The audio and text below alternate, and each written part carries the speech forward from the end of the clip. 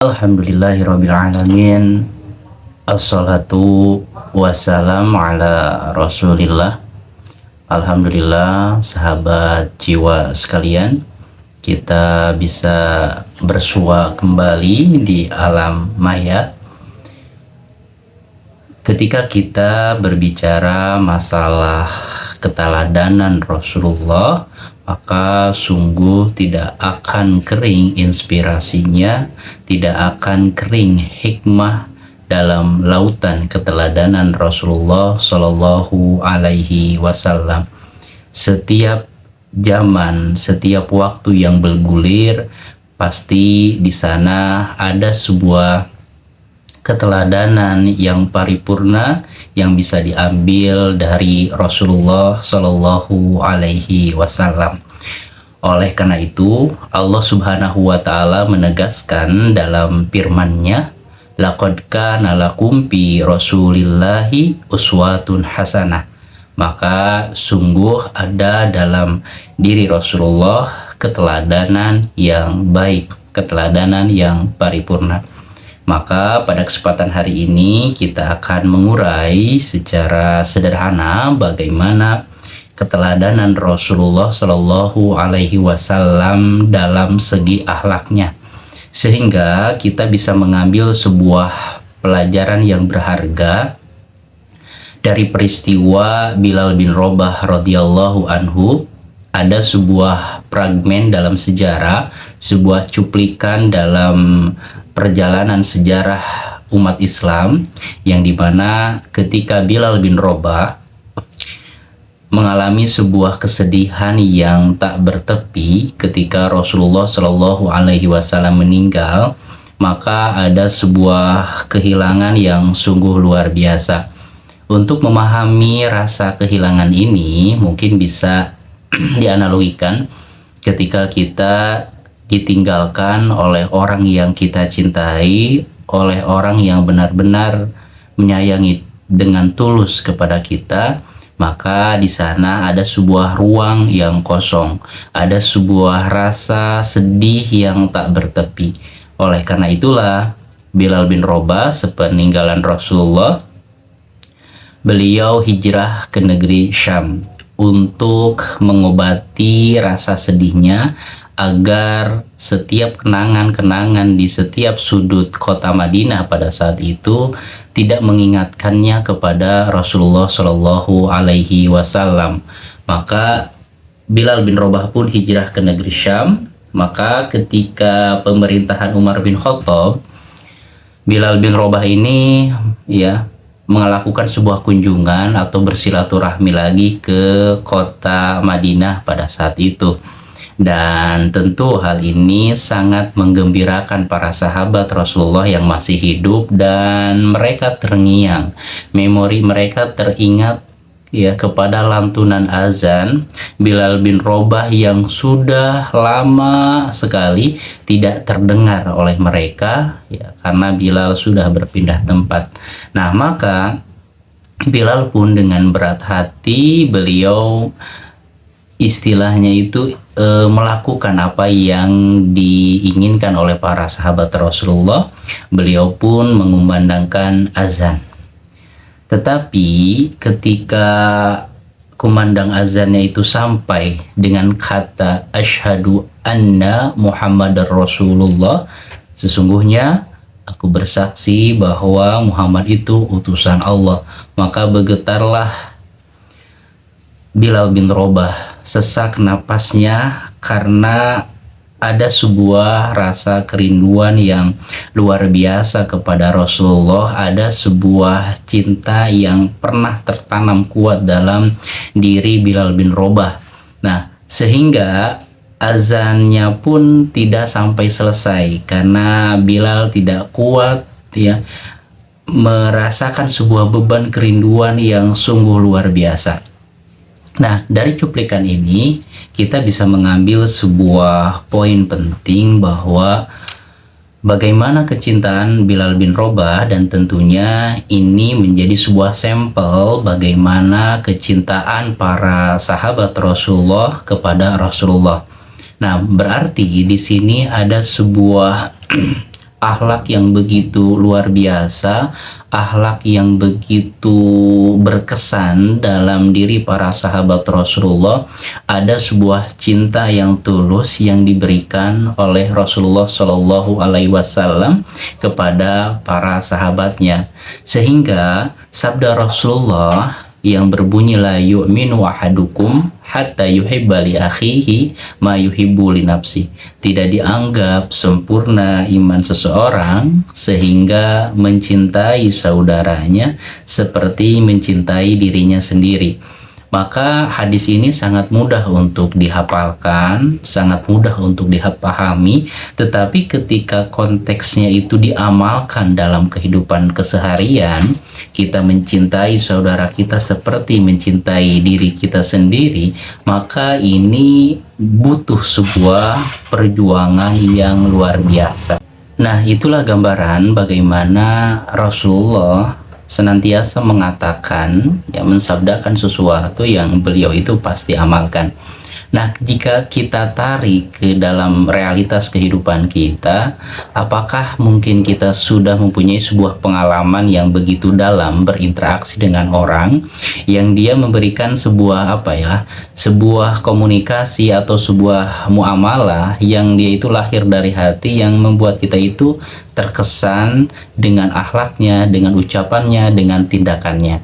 Nah, ketika kita mempunyai sebuah pengalaman yang begitu menyentuh hati ketika berinteraksi dengan orang lain, ya, yang kita membuat nyaman dan kagum, ya mungkin itulah sedikit rasa, ya, yang bisa menjadi gambaran besar bagaimana tersentuhnya hati para sahabat Rasulullah, bagaimana mereka begitu mencintai Rasulullah Shallallahu Alaihi Wasallam karena akhlaknya yang luar biasa, akhlaknya yang mulia, adabnya yang begitu tinggi.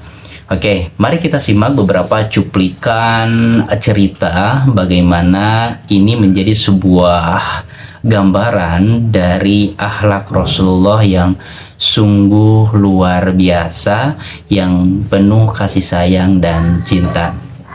Peristiwa pertama adalah terjadi ketika Fathul Mekah. Ini bisa menjadi sebuah gambaran bagaimana kelapangan jiwa Rasulullah, bagaimana hati beliau yang dipenuhi dengan cinta dan rasa memaafkan, melepaskan berbagai kebencian, melepaskan berbagai dendam, melepaskan berbagai sesuatu yang negatif yang ada dalam hatinya, sesuatu yang negatif dalam jiwanya, beliau lepaskan.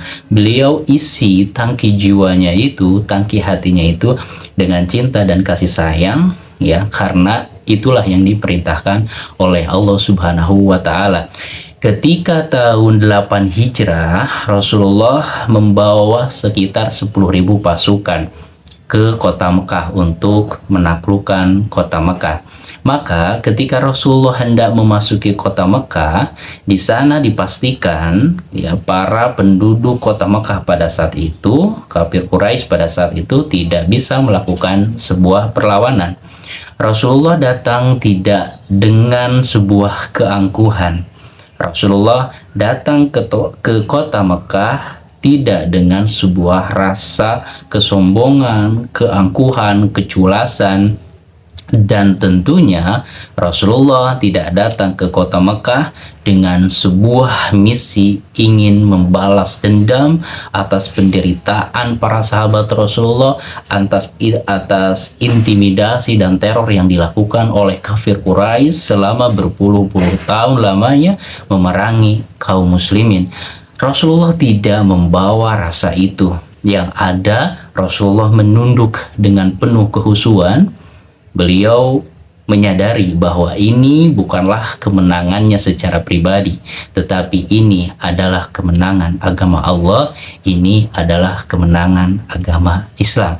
Maka ketika masuk ke kota Mekah, para penduduk kota Mekah pada saat itu sudah merasakan rasa takut yang sangat luar biasa, karena dalam tradisi mereka pasti orang yang atau suku yang sudah kuat, yang mereka paling kuat itu pasti akan membinasakan, menghancurkan, ya, melawan dan membalas suku-suku yang kekuatannya itu lemah, apalagi mempunyai sebuah konflik yang panjang, sebuah permusuhan yang panjang. Maka tradisi mereka itulah yang menjadikan para penduduk kota Mekah itu overthinking. Wah, bagaimana ini? Muhammad sudah masuk kota Mekah, sudah selesai. Hancurlah kehidupan kita, binasalah diri kita. Tetapi apa yang Rasulullah Shallallahu Alaihi Wasallam katakan? Ketika Rasulullah masuk ke kota Mekah, maka beliau mengatakan kepada penduduk Mekah, pergilah, maka sungguh engkau sudah terbebaskan. Ini menjadi sebuah gambaran yang besar bagi kemuliaan, bagi sebuah akhlak yang begitu luhur. Bagaimana ketika seseorang sudah ada dalam puncak kekuasaannya, ketika karakternya itu adalah karakter yang buruk, pasti akan membalas dendam, menumpahkan darah habis-habisan semuanya untuk membalaskan dendam atau luka yang sudah menganga berpuluh-puluh tahun lamanya. Tetapi di puncak kekuasaannya, Rasulullah melepaskan dan membebaskan dan memaafkan. Ini menjadi sebuah gambaran bagaimana pelajaran yang begitu berharga dari Rasulullah Shallallahu Alaihi Wasallam. Maka hal ini selaras dengan firman Allah bahwa dalam diri Rasulullah itu ada sebuah teladan yang luar biasa, teladan yang paripurna. Lalu bagaimana jikalau hal tersebut kita tarik dalam konteks kehidupan kita? Ya, mungkin kita pernah disakiti, kita teringat-ingat dengan orang yang menyakiti kita, dengan orang yang melukai kita berat sekali untuk melepaskan. Maka kalau kita melihat dalam kacamata psikologi, maka sungguh apa yang dilakukan oleh Rasulullah Shallallahu Alaihi Wasallam ini selaras dengan teori psikologi modern bahwa jiwa itu, ya, mental health itu, ya, jiwa yang sehat akan didapatkan ketika seseorang itu melepaskan berbagai aura negatif dalam jiwanya, entah itu kebencian, dia lepaskan, dia maafkan. Ya, ketika ada dendam, dihilangkan, dilepaskan semua hal-hal yang akan membuat jiwanya tidak sehat. Nah, ketika seseorang itu sudah mampu melepaskan, sudah mampu memaafkan, sudah mampu berdamai, maka di sanalah ada sebuah kesehatan mental yang terwujud dalam diri seseorang. Nah, sebenarnya, ya, ketika kita mengikuti Rasulullah dalam bersikap, dalam bertindak, pada hakikatnya itu adalah membangun kesehatan mental kita. Dan kita mendapatkan sebuah teori tentang moral yang begitu luhur. Jikalau mungkin kita mengkaji teori-teori tentang karakter, tentang attitude, dan lain sebagainya, kita akan mendapatkan teori-teori yang banyak, ya, dari barat, begitu banyak. Tetapi ketika konteksnya itu, adakah perwujudan dalam dunia nyata, dalam diri seseorang, ya, teori-teori tentang moral yang luhur dan lain sebagainya? Pasti tidak ada di muka bumi ini yang memiliki karakter yang sempurna, akhlak yang begitu luhur dalam berbagai dimensi kehidupan. Ya, sebagai kepala rumah tangga, sebagai panglima perang, sebagai hakim, sebagai politikus, sebagai kepala negara, tidak ada kecuali Rasulullah Shallallahu Alaihi Wasallam. Nah, inilah salah satu cuplikan dalam sejarah bagaimana kita bisa memahami tentang adab yang begitu luhur, akhlak yang begitu mulia. Maka di sanalah kita bisa memahami bahwa Islam itu menyebar, ya, bukan dengan kekerasan. Kalau memang Islam itu adalah agama teroris, maka tentu Rasulullah pada saat itu, ya, menghancurkan semua orang-orang yang sudah memusuhinya, yang sudah melukainya, yang sudah menzaliminya. Tetapi di sana kita akan mendapatkan sebuah poin penting bahwa Islam itu disebarkan dengan cinta dan kasih sayang. Nah, itu salah satu cuplikan Pertama, dalam sejarah umat Islam bagaimana kemuliaan akhlak Rasulullah Shallallahu Alaihi Wasallam yang begitu luar biasa, yang lahir tentunya dari jiwa yang bersih. Maka hal ini selaras dengan apa yang disabdakan oleh Rasulullah, ya.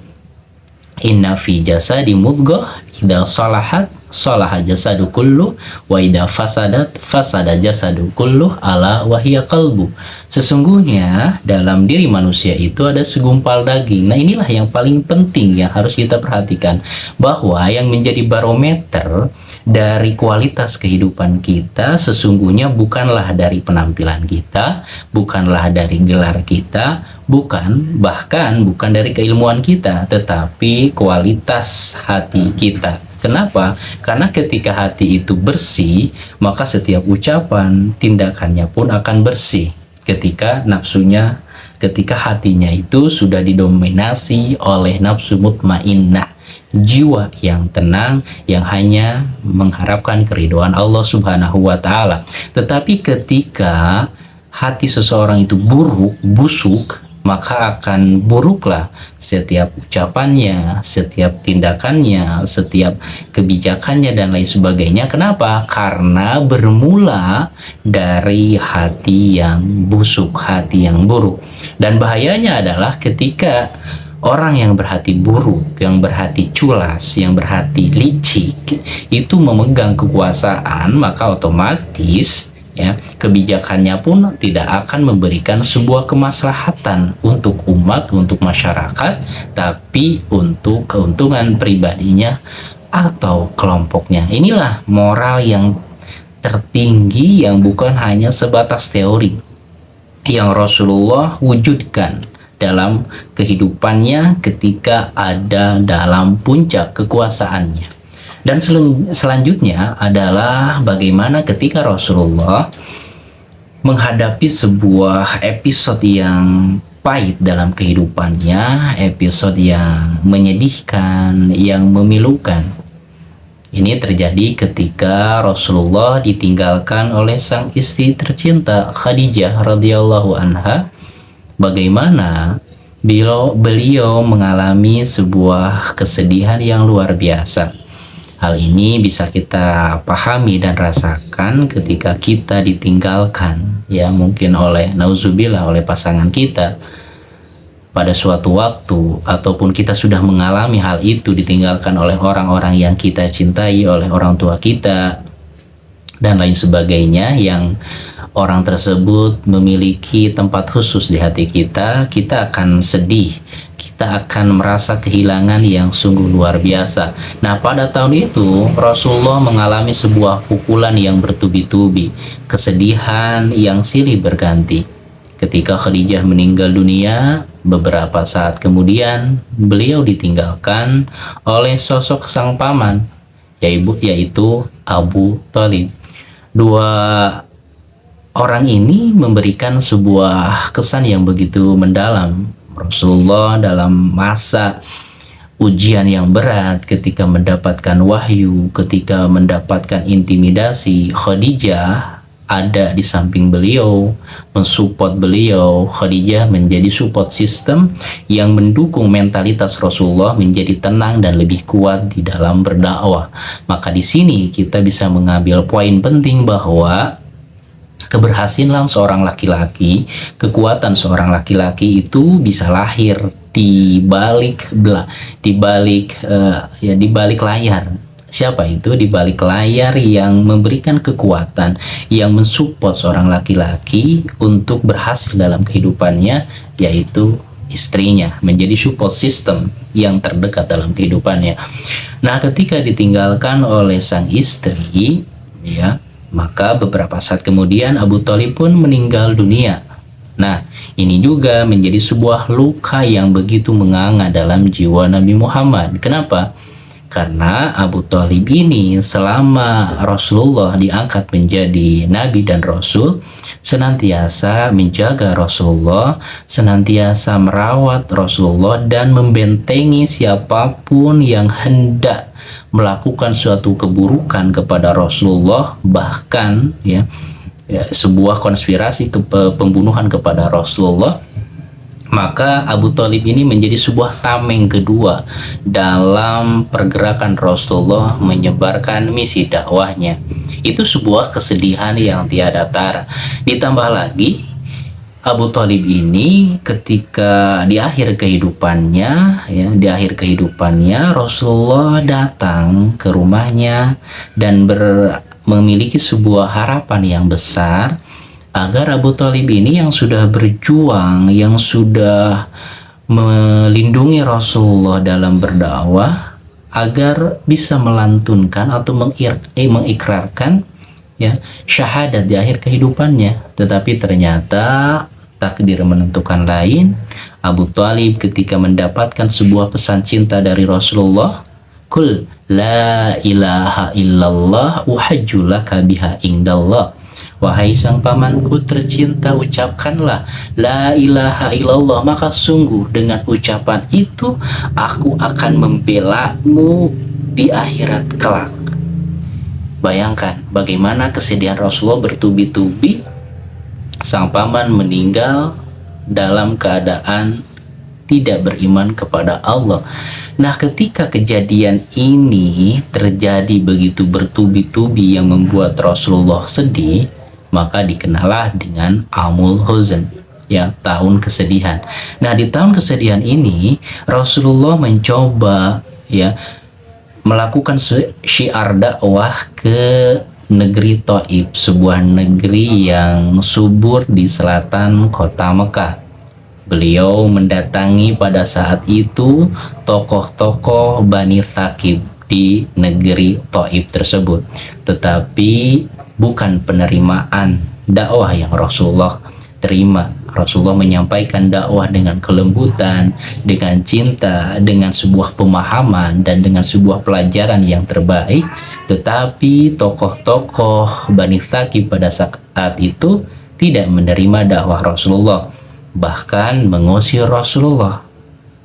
Tidak hanya berhenti di pengusiran terhadap Rasulullah, ternyata tokoh-tokoh ini mereka menghasut anak-anak, budak-budak untuk mengusir Rasulullah dan melempari Rasulullah dengan batu, sehingga Rasulullah kembali ke kota Mekah pada saat itu dihujani dengan batu-batu yang dilempar oleh anak-anak, oleh para budak, sehingga sendal beliau banyak percikan-percikan darah karena luka-luka yang Rasulullah dapatkan dari lemparan-lemparan batu. Sehingga ketika Rasulullah beristirahat di sebuah kebun, di sana Allah mengutus malaikat Jibril dan penjaga gunung. Di sini kita bisa mendapati bagaimana Rasulullah mensyiarkan dakwah itu bukan dengan sebuah kebencian, bukan dengan sebuah keangkuhan, bukan dengan sebuah labeling negatif terhadap mad'unya, terhadap orang yang diajaknya dalam kebenaran. Ketika malaikat ini menawarkan untuk menghancurkan negeri Thaif dengan hantaman gunung yang begitu besar di sekitarnya, apa yang Rasulullah katakan? Rasulullah mengatakan bahwa sungguh aku mengharapkan dari keturunan mereka orang-orang yang beribadah, yang mengesahkan Allah Subhanahu wa Ta'ala.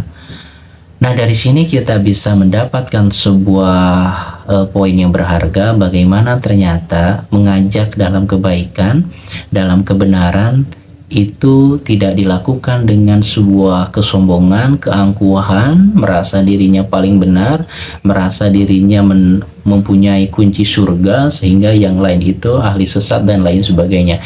Disinilah Rasulullah kita mendapatkan sebuah gambaran akhlak Rasulullah yang begitu penuh dengan cinta, kasih sayang, dan pemaaf, apalagi untuk umat-umat yang beliau seru. Itulah beberapa cuplikan yang kita bisa mengambil ibroh dari peristiwa tersebut tentang kemuliaan akhlak Rasulullah dalam berinteraksi, terutama dalam mensyiarkan kebenaran, mensyiarkan Islam. Nah, Ada peristiwa selanjutnya yang kita bisa mengambil sebuah pelajaran bahwa Rasulullah itu mempunyai karakter yang dia itu tidak menjustifikasi, tidak melabeling orang secara negatif ya sebelum beliau mengetahui benar-benar latar belakang dan lain sebagainya. Berbeda dengan kita itu lebih banyak bersakwa sangka kepada orang lain karena mungkin lingkungan kita yang toksik, lingkungan kita yang tidak terbangun komunikasi yang sehat, sehingga perspektif dan asumsi itu tumbuh dalam lingkungan yang tidak sehat gitu. Berbeda konteksnya ketika mungkin kita hidup dalam lingkungan yang sangat positif vibes, istilahnya itu lingkungan yang positif yang dimana semuanya dibangun dengan komunikasi yang sehat. Nah, di sini Rasulullah menjadi sebuah ikon bagaimana seharusnya kita bersikap terhadap orang lain. Pada suatu waktu ada seorang Arab Badui, ya orang Arab Badui mungkin kalau di kita orang yang tinggal di kampung terus berkunjung di kota, ada kultur budaya yang sangat berbeda jauh. Nah, maka si Arab Badui ini masuk ke masjid ya sekonyong-konyong ya. Arab Badui ini kencing di salah satu sudut masjid ya. Dan mungkin disinilah Rasulullah memahaminya. Bagaimana Rasulullah memahami latar belakang seseorang tanpa menghukum, tanpa menjudge, tanpa melabeling, tanpa mempermalukannya di hadapan umum.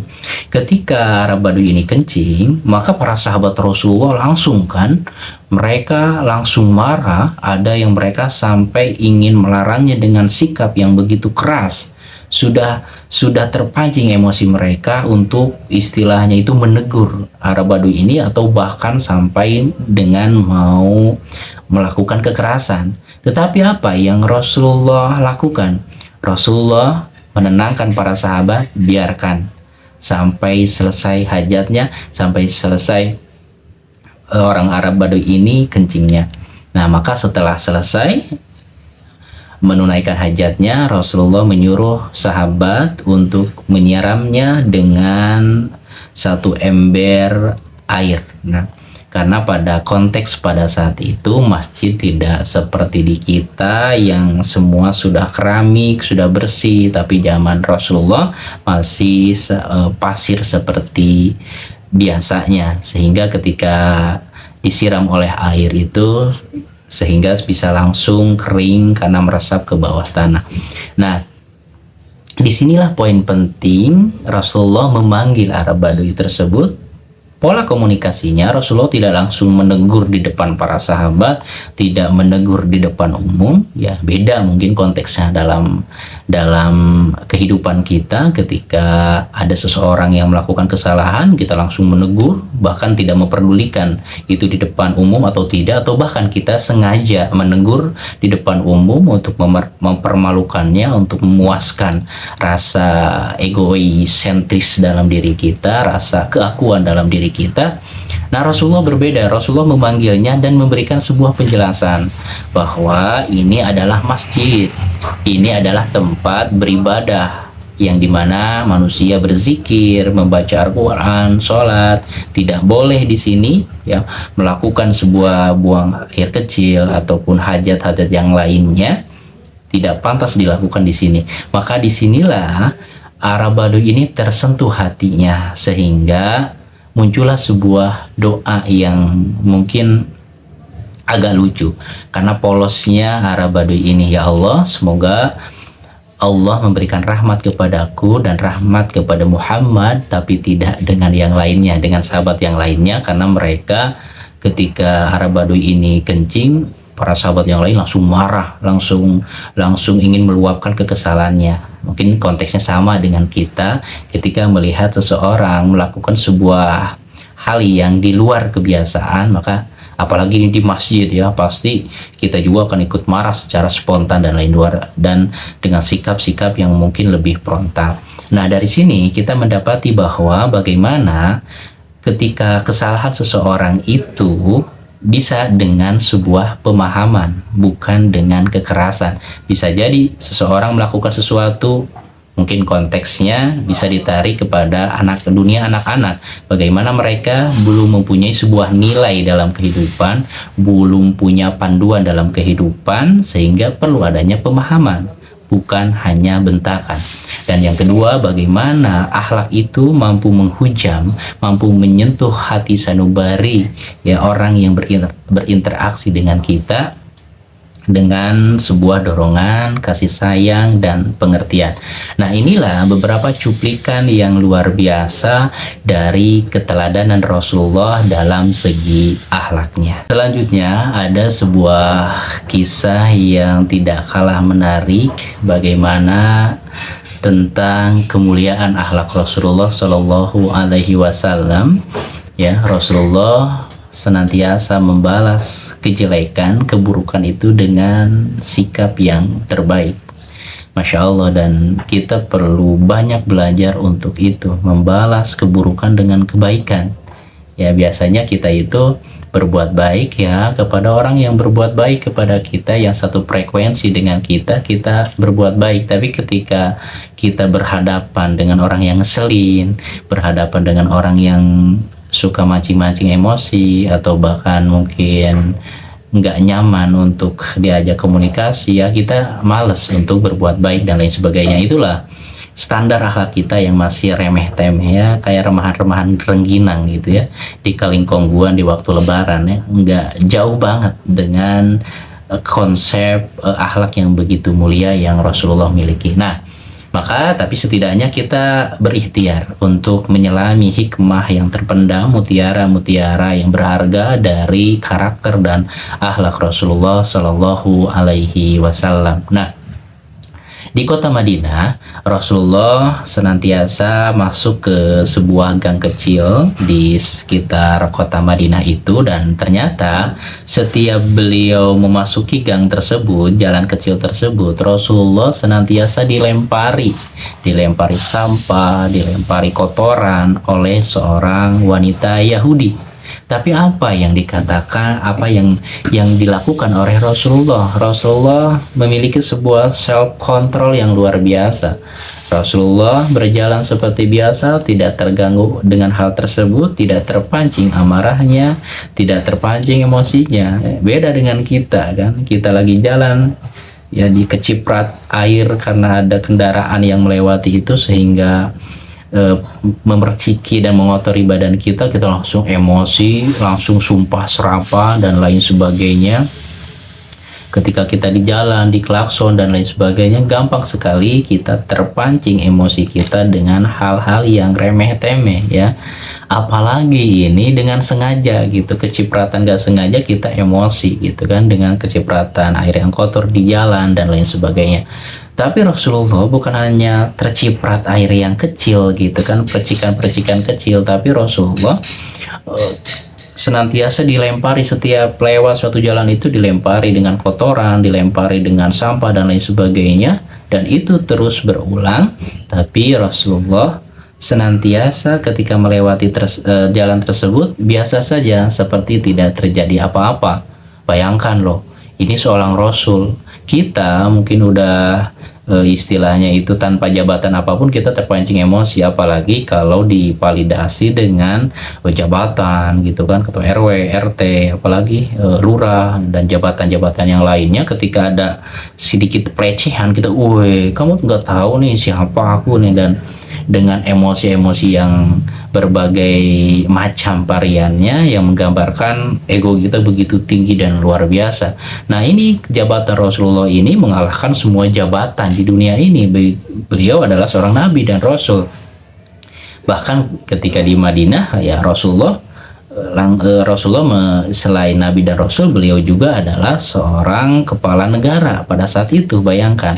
Tapi Rasulullah tidak meluapkan emosi tersebut ketika dilempari sampah dan kotoran gitu. Nah, selang beberapa hari gitu Rasulullah lewat, kok nggak ada ya wanita ini, kok tumben gitu, nggak ada ritual buang sampah, buang kotoran dan lain sebagainya gitu, kok nggak, kemana ini? Rasulullah bahkan merasakan kehilangan, kok tumben nggak ada ini wanita Yahudi ini. Maka Rasulullah, nah ini dakwah yang dilandasi dengan cinta dan kasih sayang yang luar biasa. Justru inilah yang memberikan impact atau dampak yang luar biasa untuk tersyiarnya Islam pada saat itu. Rasulullah pun langsung bertanya kepada para tetangganya, kemana ya mungkin namanya siapalah, panggillah namanya Juminten gitu kan, kemana nih ibu Juminten ini, kok tumben nggak ada nih, biasanya tuh saya suka kalau lewat jalan ini suka disambut dengan lemparan-lemparan sampah, kotoran dan lain sebagainya, kok nggak ada. Maka tetangganya bilang, oh si ibu itu lagi sakit parah katanya. Maka apa yang dilakukan oleh Rasulullah Shallallahu Alaihi Wasallam pada saat itu? Rasulullah ternyata menjenguk wanita tersebut. Bayangkan, kita dijenguk oleh orang yang senantiasa kita benci, senantiasa kita zalimi, fitnah dan lain sebagainya. Sekonyong-konyong datang ketika kita sakit untuk menjenguk. Maka sungguh di sana ada sebuah dengan akhlak yang mulia tersebut, ada sebuah dinding kebencian yang runtuh dalam jiwa wanita tersebut. Wanita tersebut tersentuh dengan kemuliaan akhlak Rasulullah. Bagaimana sosok orang yang dia benci, yang senantiasa dia zalimi, lempari kotoran, sampah dan lain sebagainya, tetapi membalas dengan sebuah cinta dan perhatian yang sangat tulus, luar biasa. Maka ada sebuah guyonan yang menarik ya, ketika ada seseorang yang melempari kita dengan batu, lemparlah dengan bunga. Jikalau ada orang kedua kalinya melempari dengan batu, lempari juga dengan bunga untuk kedua kalinya. Tapi kalau udah ketiga kalinya lempari dengan, ada orang yang lempar kita ketiga kalinya dengan batu, kita tetap lempari dia dengan bunga. Tapi pastikan bunganya terlempar dengan pot-potnya. Nah, itulah guyonan bagaimana kita masih jauh sekali dalam meniru akhlak Rasulullah, dan semoga kita semua diberikan hidayah dan taufik oleh Allah Subhanahu wa taala untuk mencontoh Rasulullah dalam segi akhlaknya, dalam segi kekuatan imannya, dalam dakwahnya dan lain sebagainya. Dan semoga ikhtiar kita bersama dalam kehidupan ini menyebarkan kemanfaatan, kebaikan, semoga menjadi wasilah kita dikumpulkan dengan Rasulullah Shallallahu Alaihi Wasallam. Demikian sahabat jiwa sekalian, kita ketemu di episode berikutnya. Assalamualaikum warahmatullahi wabarakatuh.